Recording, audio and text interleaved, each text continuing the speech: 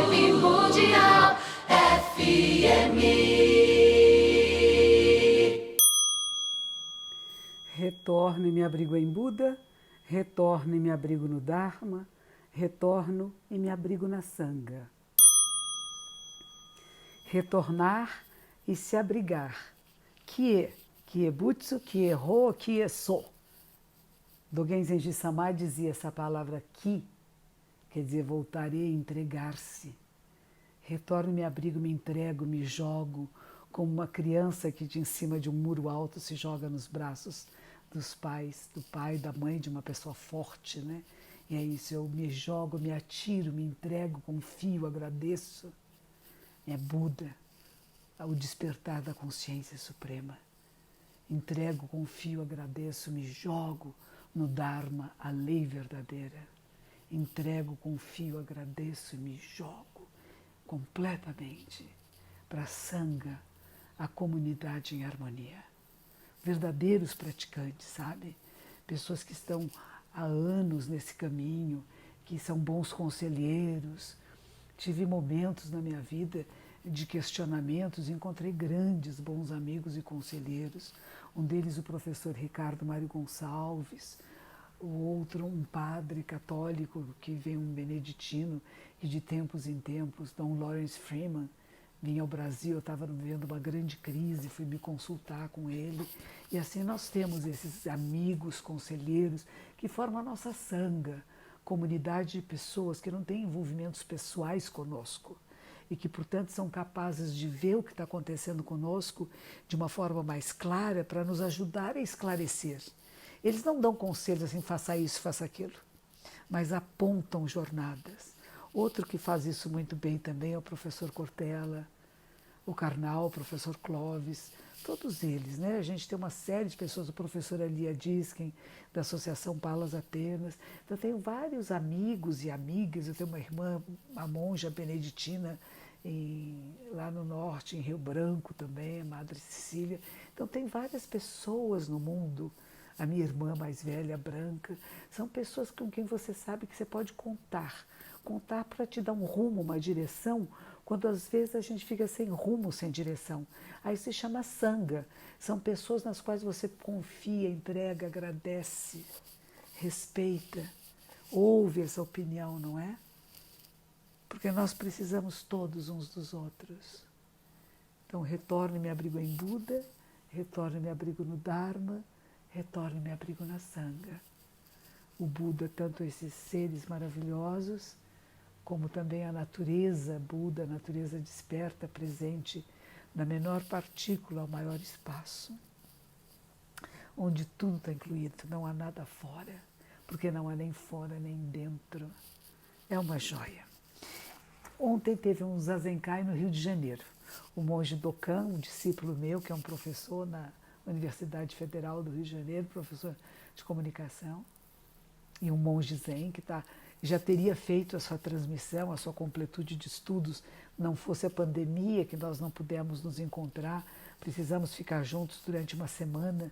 Ele e o monge Yakusan, do Rio Grande do Sul, também um professor universitário de medicina, medicina de família. Então eu tenho esses dois professores que se tornaram monges, que estão prontos para receber a completude dos ensinamentos, autenticando-os como professores da nossa ordem Sotoshu, mas devido à pandemia estamos aguardando um pouco mais. É só isso, aguardar alguns meses a mais para que a gente possa se encontrar, estarmos juntos durante uma semana num retiro intenso de passar os últimos ensinamentos sagrados e secretos. E ontem ele fez um retiro no Rio de Janeiro, um Zazenkai, que se chama Zazenkai. Zazen é prática de meditação e Kai é encontro, encontro de Zazen. Geralmente isso é feito durante um dia todo. Tanto no Japão, no mosteiro de Nagoya, tinha um domingo por mês, e tinha esse Zazenkai. As pessoas chegavam por volta das 9 horas da manhã, nós íamos à sala de Buda, fazíamos uma prece, a Makahanya Haramita Shingyo, que é o Sutra do Coração, da grande sabedoria perfeita, da grande sabedoria completa. E depois dessa prece, a dedicatória a todos os que estavam ali presentes e partícipes do nosso Zazenkai.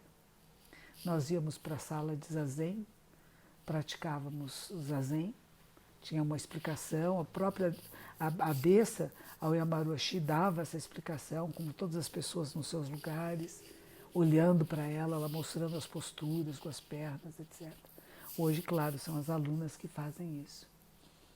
E depois todo mundo fazia zazen. Terminado o zazen, nós subíamos para uma sala especial para palestras, onde tinha mesinhas baixas. No Japão é tudo no chão, né? Sentadinho sobre os joelhos, sobre os calcanhares, e cada um com seu livrinho, com seu caderninho para tomar notas, e a nossa superiora dava uma aula, uma explicação. E depois disso nós íamos para o almoço. Aí as monjas passavam o tempo todo preparando comidas gostosas, aí nós almoçávamos, tinha um pequeno intervalo, voltávamos para o zazen. Depois do zazen, eram 2 períodos, eu acho, 2 de manhã e 2 da tarde. Depois do zazen, nós tínhamos uma outra palestra, um outro ensinamento, e depois do ensinamento um chá. E durante esse chá, comendo biscoitos e coisas, nós conversávamos sobre o que foi a experiência, se alguém tinha alguma dúvida, e se alguém houvesse necessidade, alguém tivesse essa necessidade de falar com a nossa superiora, é quando terminava essa programação, e então marcavam com as atendentes dela algumas conversas pessoais, e ela recebia num determinado lugar. Então isso era como nós fazíamos lá no Japão. Aqui no Brasil ficou um pouco diferente.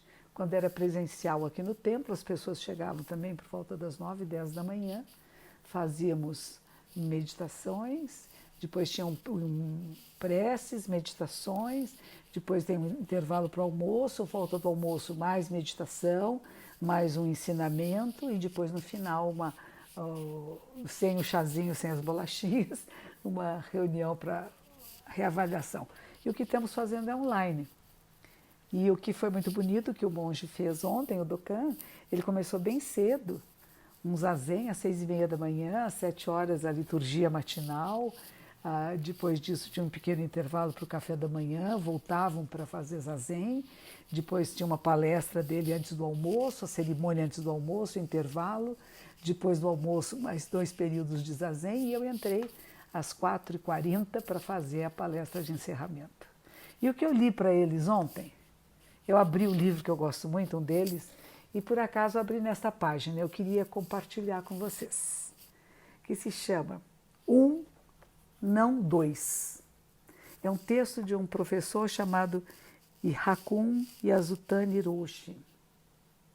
Yasutani Hiroshi foi um dos professores do meu professor. Agora nós temos uma pausa para latidos. Cães latem para cães. E tem uma que está aqui do meu lado, olhando para uma janela que está fechada, que é para não fazer barulho. Tem gente que não gosta de latido de cães. Não é gostar ou desgostar, entendeu?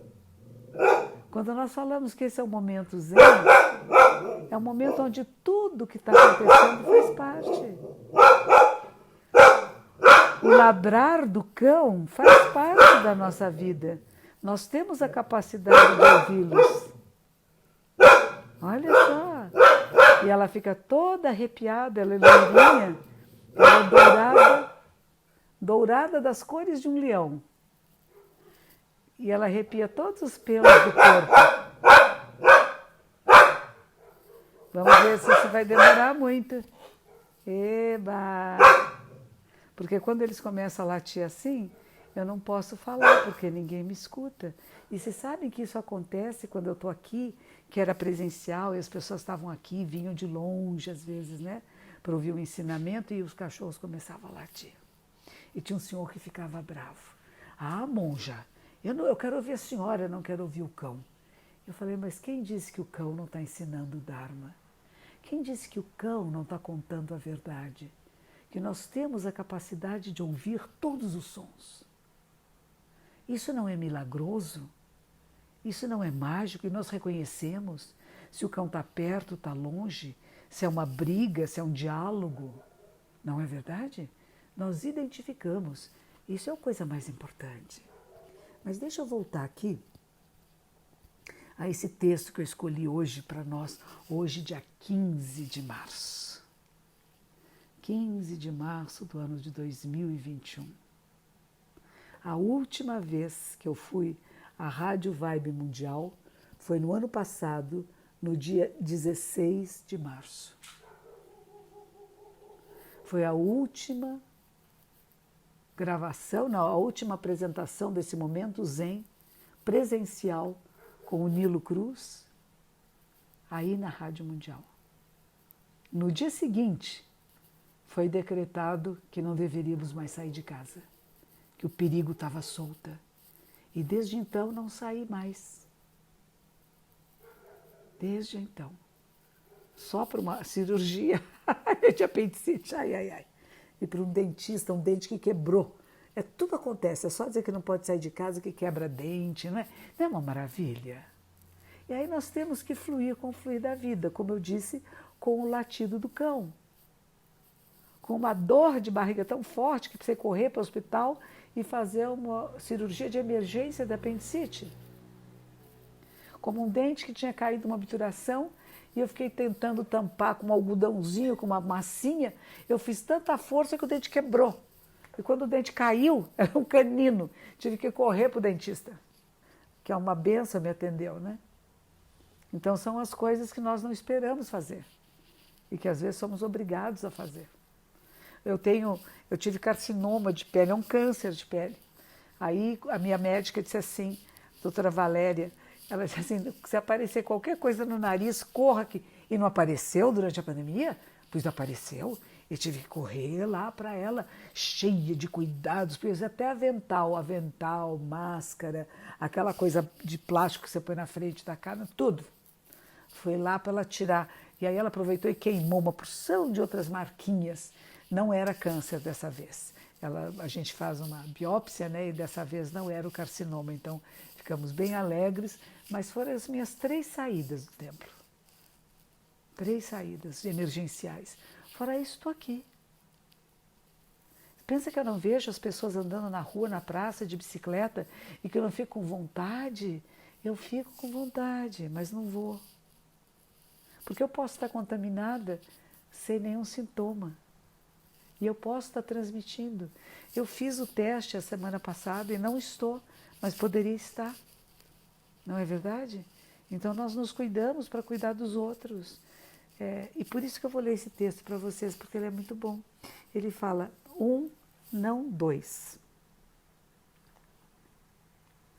Superficialmente falando, tudo neste mundo é dualístico e se opõe a cada outra coisa. Quando vemos em profundidade, percebemos que tudo depende um dos outros e descobrimos que o fato é 1, não 2.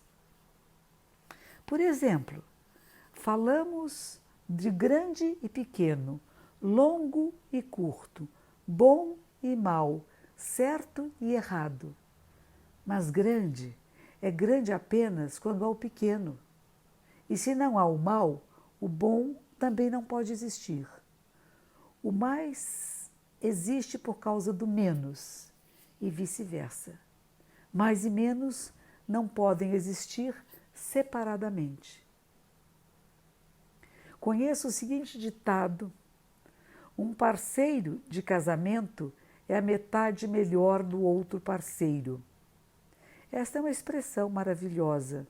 É impossível para um marido existir sem a esposa, para um companheiro sem o seu outro companheiro, para uma companheira sem a sua companheira e assim por diante.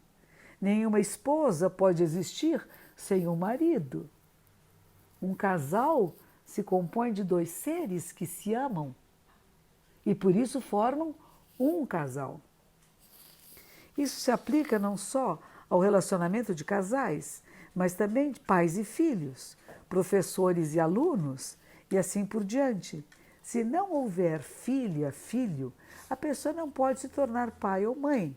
Se não tiver aluna ou professora, mesmo que tenha um profundo e vasto conhecimento, se a professora não encontrar o aluno, não adianta nada, não tem para quem ensinar.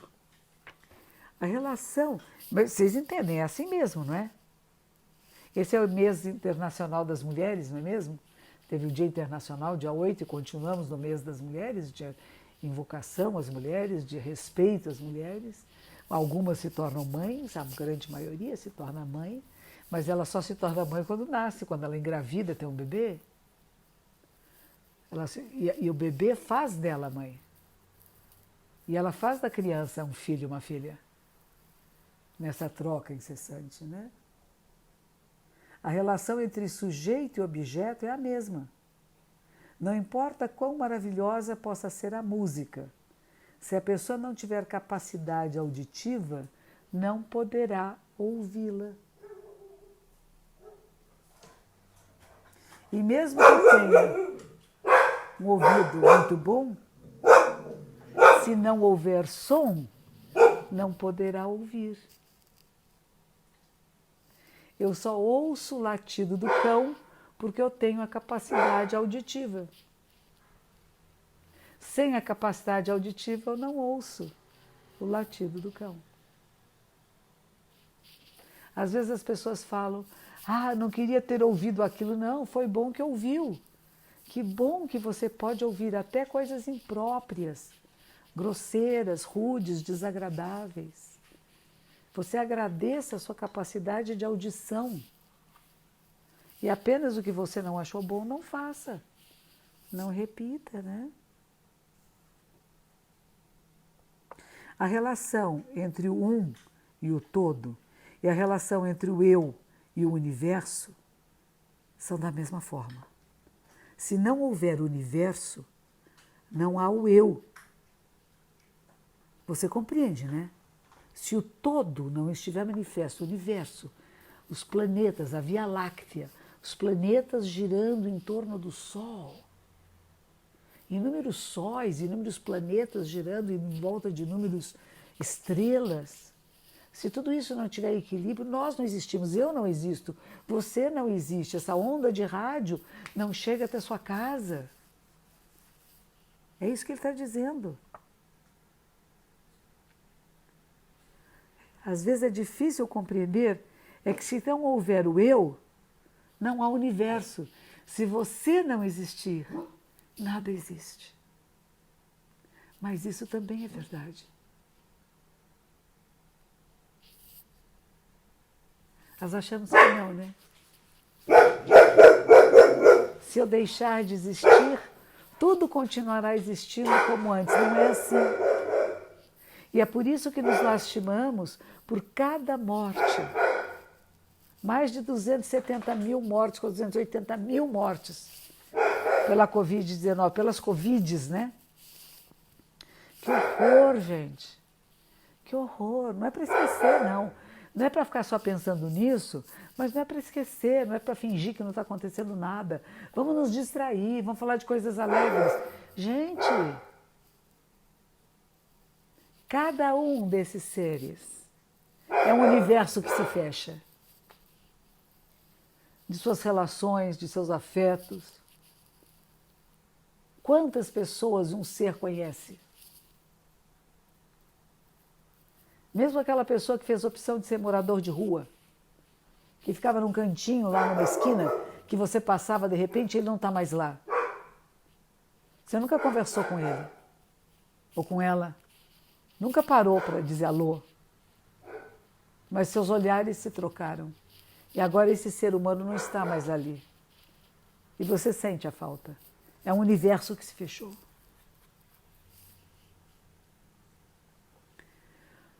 Um no todo, todo no um. Pode ser ilustrado por uma rede de pescar. Um dos quadrados da malha de uma rede apenas existe dentro da estrutura de toda a rede. Se um quadrado for retirado, os 4 quadrados ao redor desaparecerão. A rede em si não desaparece. A rede, entretanto, cessa de funcionar como uma rede, pois se alguém for pescar com ela, certamente não conseguirá. Um pequeno buraco sobre a superfície de um balão afetará todo o balão. Um dente quebrado na roda de um relógio fará com que ele não funcione mais. Assim, cada existência, não importa quão pequena ou imperceptível, tem significado e valor absolutos. Eu vou repetir porque é importante. Quando as pessoas estão saindo, estão se reunindo, estão indo jogar, estão indo fazer festa, comer quando é proibido. Gente, são só 2 semanas, gente. Aguenta. É a maneira que nós temos de evitar o colapso do sistema de saúde. Eu sei que vocês sabem de tudo isso, mas precisa ouvir de novo, até que entre na cachola e possa ajudar outras pessoas a não saírem por aí. Cada existência, não importa quão pequeno ou imperceptível, tem significado e valor absolutos. E tem valor em relação às outras existências. E quando trabalha harmoniosamente com elas. Cada existência separada não tem significado nenhum fora do todo. Um no todo, todo no um, existe de fato e logicamente. No budismo, o fato é chamado de absoluto. Cada um de nós é o absoluto. E para expressar esse fato dizemos: acima e abaixo dos céus, eu e só eu sou a pessoa mais honrada do mundo. É a frase que Buda disse ao nascer. Seja esse ser honrado, seja um Buda, um ser desperto. Ensine a verdade. Respeite os outros seres, as outras formas de vida. E você estará vivendo um momento supremo. Como diz o professor Cortella, a nossa vida é curta, 100, 100 e poucos anos é o máximo que vivemos. Não faça dela pequena. Faça dela grandiosa. Você que está comigo agora, faça de cada instante da sua vida um instante sagrado, grandioso.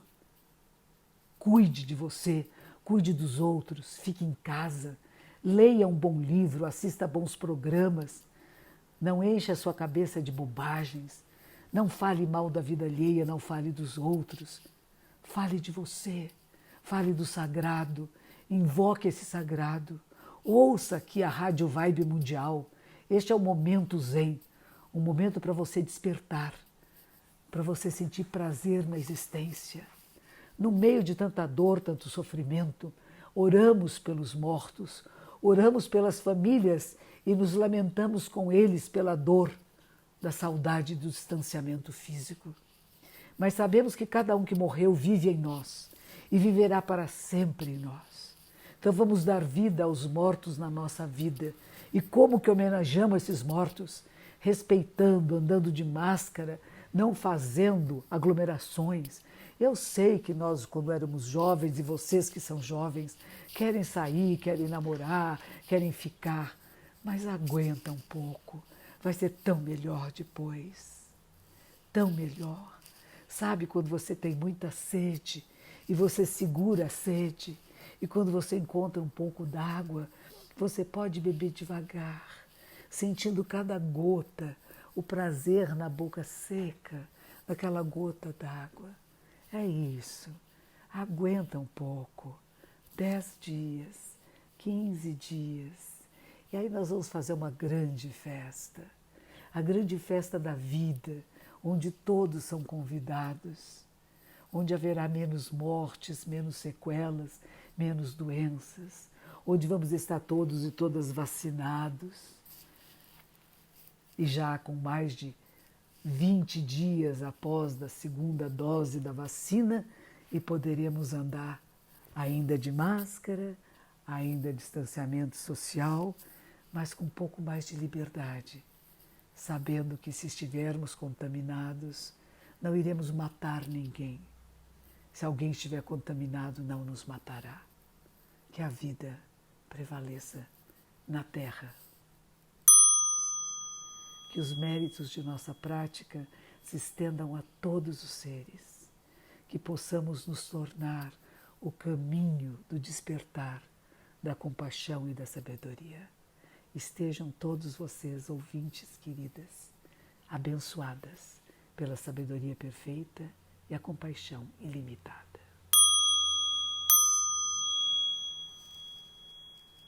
Vibe